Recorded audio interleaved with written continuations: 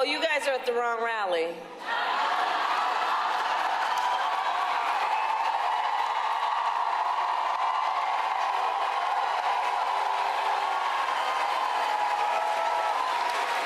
No, I think you meant to go to the smaller one down the street.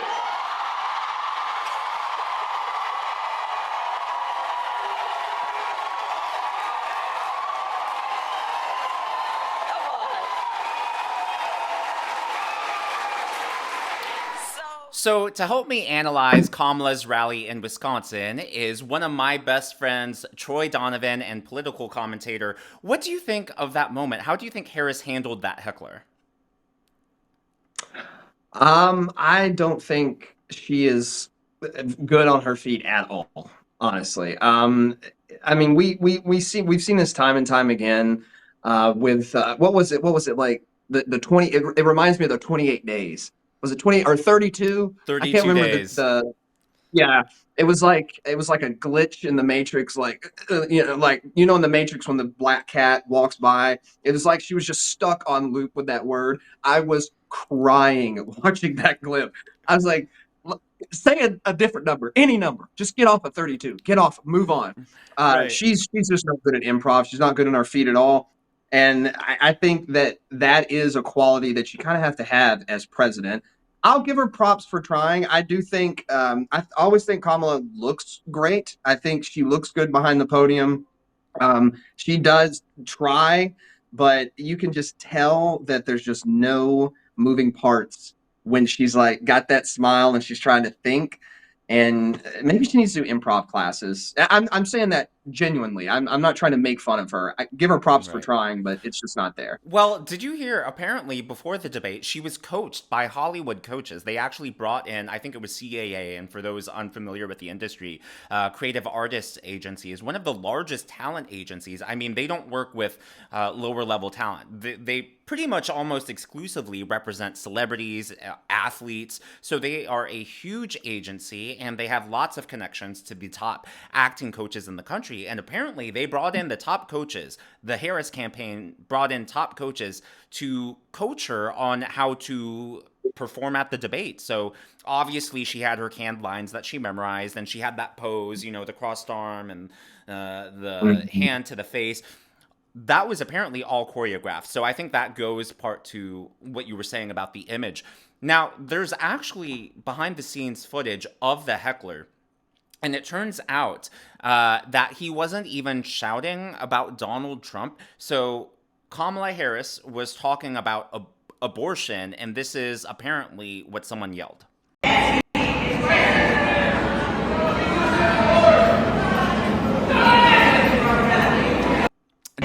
Did you hear that? Like, I think it's accurate as to what's actually transcribed on the screen. Yeah, Yeah, Jesus is Lord. Yeah, yeah, yeah, just trying to shout like, and she's yeah, we don't like Christians at our rallies if that's indeed what he said. yeah. I mean, let's listen one more time. I'm almost 100% sure this is an accurate transcription.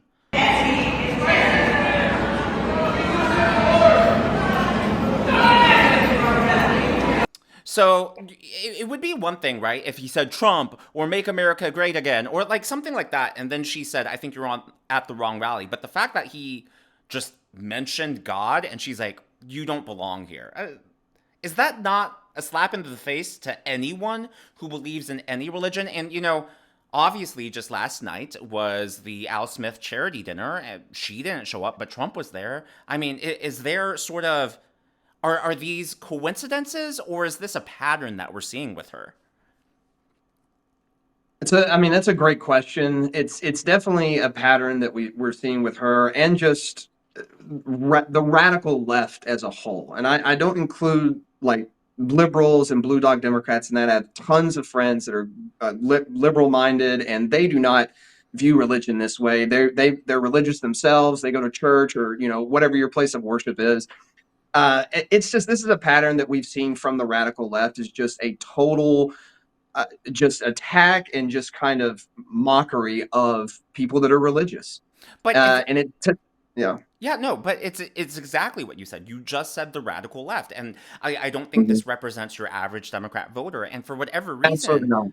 Yeah, and it's like, why are you pandering to the radical left instead of trying to come to the center? And if anything, it's been Trump who's been moving more to the center these last few years. So just why would you do that? I don't get it. And it's one of the fallacies of just like if it's even mentioned by in the southern or like the Bible Belt or from anything from the right wing or anything from the Republican Party, which Christianity or religious people tend to be more right wing. They tend to be Republican. That is not, I'm not generalizing. There are religious people on all spectrums, but we do tend to associate like the Bible Belt with the Deep South, which tends to be more red states. So I think that they get comfortable knowing that, well, these probably aren't our voters anyways. If you're shouting Jesus is Lord at my rally, then I don't represent you, right? And that's pathetic to me. At least Joe Biden ran on unity. It doesn't even look like she's running on unity. Right. And I truly believe that Donald Trump, when he says that, I truly believe he wants to represent all Americans. That's why you see him in the Bronx, right? That's why you see him going into the Lion's Den with these interviews early on in the campaign, especially. So Coachella, Aurora, Colorado. I mean, ABC News even agree. The fact that he agreed to that ABC News debate, and then Kamala does the Fox News interview with Brett Breyer, and all of a sudden the Democrats are clutching their pearls. Oh my gosh, she got pushback. He was so mean to her. He was so rude. I mean, did y'all even watch the ABC News debate? right, absolutely. Oh gosh, he could have. When I watched, especially the behind the scenes from that interview, and him talking about how like it got whittled down, 30 minutes goes down to 25, goes down to 20. You covered this in your last video, Dan. That was wonderful, and it's pretty amazing to watch. All he was trying to do was just can you just answer the question? Just one question. Can you just answer about immigration? And she just goes back to her talking points because it's totally rehearsed and it's totally scripted. And I hope people see that it's fake. It's not I real. It's not I hope genuine. so. And I think, I tuned into MSNBC. Oh my gosh, that would explain why my blood pressure went up yesterday. And it was, I had a hard workout. I went swimming and it was just, whew, I felt it. But it's because I watched MSNBC. I mean, who's not going to get high blood pressure from that? But they were trying to spin the Brett Baier interview as if he had ambushed her, as if he was always interrupting her. But he never, if you actually watch it and pay attention to what they're actually saying, the reason he interjected so much was because she made it very clear she was never going to answer his question. And he was trying to sort of herd her like a cat to get her back to line. And, here's the question. It's a very direct question. Can you just answer the question? And so it's interesting to see how the left is spinning that. And that's also not rude or interrupting. That's his job as an interviewer. Mm-hmm. You know whose job it's not to do that is moderators of debates. It's not their job to interject and fact check and try to smear one candidate's response over the others. It's an interviewer's job to do that. It's not the hosts of moderators of presidential debates. You see the disparity there. You see the hypocrisy. Well, and then just to add on to that, number one, it's Brett's program. It's literally his airtime. So it's his platform. He doesn't owe anyone anything. He doesn't owe any candidate. It's not, an interview is not an infomercial. It's just not. So the fact that there was pushback, I think, makes total sense. So that's that. So yesterday at the rally, so we had this moment with the heckler. There was another moment later on where Kamala actually appeared to lose her temper. Now, there's kind of this controversy that's happening online. Some people are like, oh, she really lost her temper. This proves she doesn't have the temperament to be president of the United States. And other people are saying, well, this is just how a woman gets passionate, and other people are saying that criticizing this clip is sexist. I'm interested to hear your take on this moment. Should never again stand behind the seal of the President of the United States. Never again. Never again. Never again. Say it one more time. Right? I mean, okay, look. I think obviously women can get passionate just like men, but I don't think we've ever seen a man, like, I don't think we've ever seen Donald Trump do an equivalent shout like that, just like angry and hateful and just raging, really, is what that felt like to me. Am I off on that? What do you think? No, no, totally not. And as someone that was raised around passionate black women, growing up, it has nothing to do with race, gender, sex. I'm so tired of that same drum being hit over and over and over again. This is the beat of the drum to the radical left and people that come out and say these things. It has nothing to do with her sex or her race. It has everything to do with her behavior, right? That's, going back. Do we have to quote Martin Luther King here and say that we judge people by the content of their character, not the color of their skin? She's showing her character. You show your character through your behavior. Your actions speak louder than words. And it comes off as a little, is rageful a word, I don't have a problem with it. Like, as a viewer, I'm not, when if she wants to get passionate, do your thing. But to sit here and beat that same drum of this is because she's a woman, she's a strong black woman. Look, I was raised around strong black women. They're very passionate. Love my aunties, love all those people, but they're not like, stop beating the same drum over and over again. Right. People are Well, judging her by her behavior. 100%. And it's the behavior, and you can tell, I think, when a candidate is on the stump, you can tell sort of their intentions, no matter what they're saying. And I think that's why so many people aren't resonating with Kamala Harris, because it's very clear she's reciting lines that someone else has written for her. And Yes. so, like, you Yes. see that, and then you see sort of the emotion, and it's not, there's a difference here. If you truly believed that Trump was a threat to democracy and a fascist and a dictator and all those things that the left keeps saying, then you would be talking passionately about protecting America. It would be about protecting the citizens, about protecting your party, about protecting even the Republicans, because you should be a president for all Americans. And so really the passion should be rooted emotionally in a place from love. But all I Right. heard emotionally was hatred for Donald Trump. And so Mhm. just a very different, like, instead of, hey, I want to protect you guys from this threat over there, it's, he is so evil, we have to vote against him instead of for something. So I don't think that's going to really resonate. Now, of course, at her rallies, she tends to recycle the same lines over and over again. I think if we got a nickel for every time she used this canned line, both of us would be like filthy rich. You guys watch the debate. He has, quote, concepts of a plan. Concepts.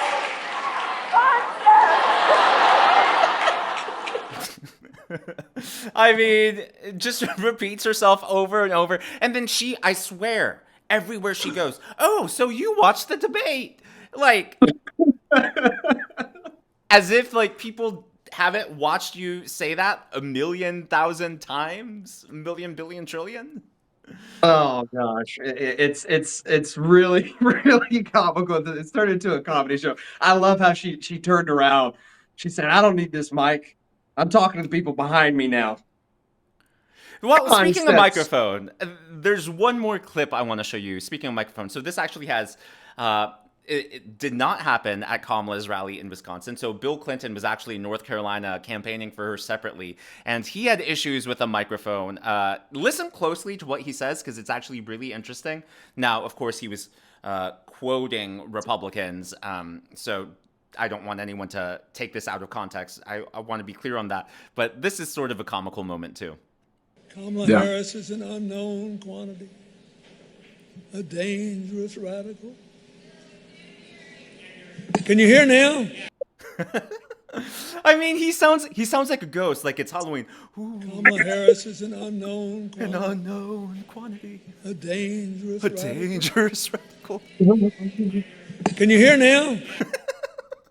It sounds like he's trying to do an impersonation of himself.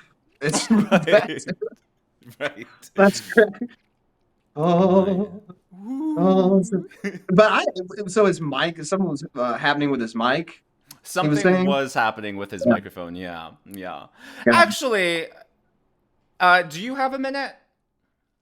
Of course, There yeah. is one more. What do you think about? Actually, let me play this clip and then we'll talk about this on the Yeah. other side. Either today or tomorrow, you're going to McDonald's. You're going to be working the fryer. Are you going to wear the paper hat? I'm going to do everything. I tell you what. You're going to do A friend of mine He is owns going to do it. McDonald's someplace. Oh, I'm going because she lied. You don't think she ever worked at McDonald's? I know she did. We checked it out. Unless somebody comes up with something, we checked it out. They said she never worked here. She even picked the store. We went to the manager. The manager's been there forever. Do you remember her? No, she never worked here. They know. Okay. No, she. So will you wear the paper Yes, hat? you want, and you know who else stopped talking about it? The press. If I said I worked at McDonald's and it turned out not to be true, this the would biggest story the ever. front page of that stupid New York Times, the worst paper. It is the worst rag.